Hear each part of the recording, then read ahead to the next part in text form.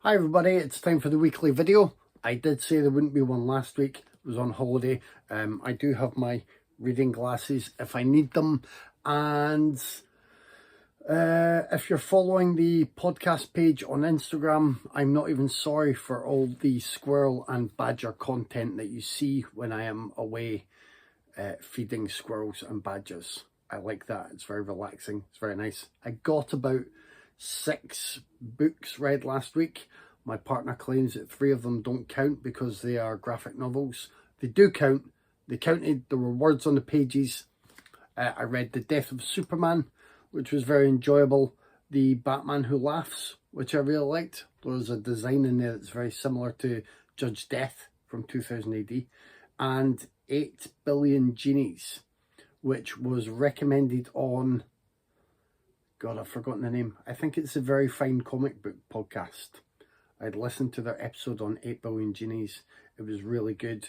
The actual full graphic novel itself is really, really good. It's wild, and I highly recommend it if you're after something a bit different. So I came back to a couple of arrivals. Now, it's actually really annoying. One arrived on the Monday when I went away, and it was an Amazon delivery, and I had put an instruction to ask if they could give it to a neighbour, because I knew my neighbour would be around and not mind accepting a small parcel, and I knew that we weren't due back until the weekend. Amazon, whoever delivered it for them, left it by the bins. So I had to call a different neighbour whose number I had and ask them very politely if they could check by our bins and pick up the movie, because it's not one that was easily available. Like, I would have cancelled and rearranged if it had been easily available. I'll show you it in a minute. The next film that was due, it was due on the Thursday, was being delivered by Royal Mail. So I said, please deliver on the Saturday. If we're not in, please leave in a safe place, because I knew we would be back hopefully by about lunchtime or early afternoon. So this was quite a good plan. Royal Mail ignored that and delivered on the Friday. They still put it where I'd asked them to put it, which was out in the middle of the cold and rain, potentially, for the Friday night. It had a sticker on it saying redeliver on the Saturday's date, and yeah, I had no way to change that or put a complaint in, because if you complain to Royal Mail, you get the, well, we are sorry that you feel you have been let down at this time. We do try to hit this standard with all, and it's just nonsense. Like, you don't get any decent proper apology. You rarely, I don't know if you ever get compensation, maybe if you're a business and there are certain amounts. Anyway, so the first thing that arrived, so this is the 4K Steelbook of Amadeus, and this is why I couldn't cancel this and reorder it, because once I pre-ordered it, it then became like unavailable really quickly. And yeah, I really wanted this. I think it's quite a gorgeous, just a gorgeous set.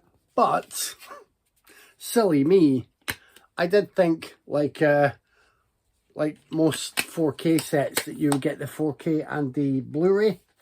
That does not happen. That's probably a Warner Brothers thing, although maybe a lot of 4Ks are going that way now. Plenty. There are the nice selection of postcards in there. There's the poster and a nice little booklet. It's all very attractive and glossy. I'm trying to see. No, it doesn't have the names straight away of who contributed to the booklet. It might just be a proper official piece. Anyway, I think that's a lovely package. Quite pricey.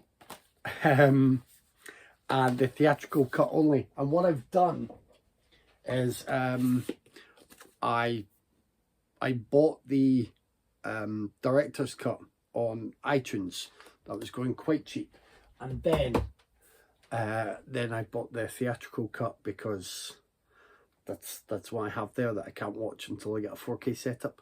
So I have it digitally. I have that 4K disc. I have the 2-disc DVD set somewhere. Is it maybe here? Let's have a look. Oh, no, I tell a lie. Got the Blu-ray. I didn't think I would own Amadeus in so many different formats, but there you go. It's unsurprisingly, it is a film I would recommend. It's a fantastic film directed by Milos Forman, and really shows Amadeus as a kind of as a phrase, enfant terrible, like a kind of problem child of the classical music world. That's what I'm going to stick with. And he's played brilliantly by Tom Hulce, who has a childishness and a cheek to him. And then F. Murray Abraham is the person constantly frustrated and irritated by him, but knows that his talent is like some God-given gift that everyone around him is just lucky to appreciate. So it's a fantastic film. It's a lengthy film. It's maybe not your first choice for a Friday or Saturday night movie, but I highly recommend it. It's if it's not your type of film, or if you don't think you will enjoy it, I would still say give it a go, because like there's a reason there are some people who are such passionate fans of it, and a reason it's been given the really nice restoration treatment, or the whatever happens for the 4K. Going to the other end of the spectrum now, the other movie that arrived at the weekend, Deep Blue Sea, which I think is, I'm going to say 1999, because I'm sure I got the DVD when DVDs were kind of new. Yeah, 1999. This is our video. So obviously I've kept my email receipt in case of disc issues. Saffron Burrows is there. She's like she's not good in this. Thomas Jane is a bit better. It's all about the sharks, so I mean it's really fun. This may be the last film that I would say was another like truly knockout bit of fun from Renny Harlin. He has done some others since that have been a slight return to form, but nothing quite as good as his earlier works. Like for a while, Renny Harlin was like, he had a run. Whether or not you like those films, he had a great run. I think he directed The Adventures of Ford Fairlane. There are fans of that movie with Andrew Dice Clay in that. He did Cliffhanger, which was great. He did Die Hard 2, Die Harder, that might have been before Cliffhanger.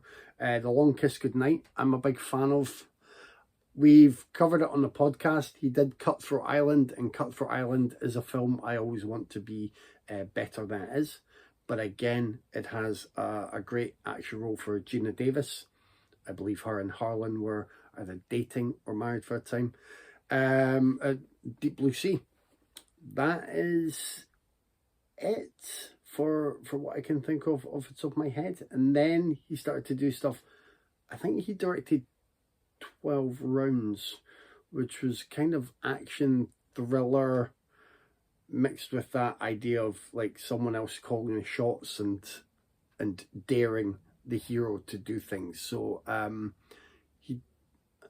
think he did that. He did the did he do the Dyatlov Pass incident? I think he did that, which was kind of supernatural / sci-fi and wasn't bad. And recently, I mean, I don't have the heart yet to check out his chapter 1 of a new trilogy of the Strangers movies, which is now going to be a bigger franchise, and I heard very mixed things about that. Some people thought it was awful, and as I'm not the biggest fan of The Strangers, I'm not necessarily going to rush to watch it, but I'm sure I'll check out at some point. But Deep Blue Sea is, I mean, it's a blast. I don't know how you can not have fun with this, especially, of course, if you like shark movies. Samuel L. Jackson is in there in a good supporting role. I think it's Stellan Skarsgård is in there. There's quite a good little mixed cast. The special effects hold up reasonably well from what I recall. I've not watched this version yet, but I did watch Deep Blue Sea within the past few years, because I don't mind checking it out whenever. The sequels, not so much. And this package has some nice essays in a booklet, but also has storyboards and ideas for a finale that I believe wasn't filmed, I think, and it takes place in an underwater tunnel with an extraction fan or a turbine fan, and it's quite interesting to see the drawings and see what they were going to try and go for. And at this point in time, it feels as if they went the right way with the ending that they have. But part of that for me is probably a slight bias because of how I felt about the performance from Saffron Burrows. Is it LL Cool J in that as well? Yes, of course, he's the chef with the parrot. So that's another bit of fun in there. But yeah, it's a nice package from Arrow Video. Amadeus is a nice looking set, and I believe there was a less expensive option available. I can't remember if that was 4K or just Blu-ray, but I highly recommend both in very different ways. I don't recommend relying on adding delivery instructions if you have parcels due.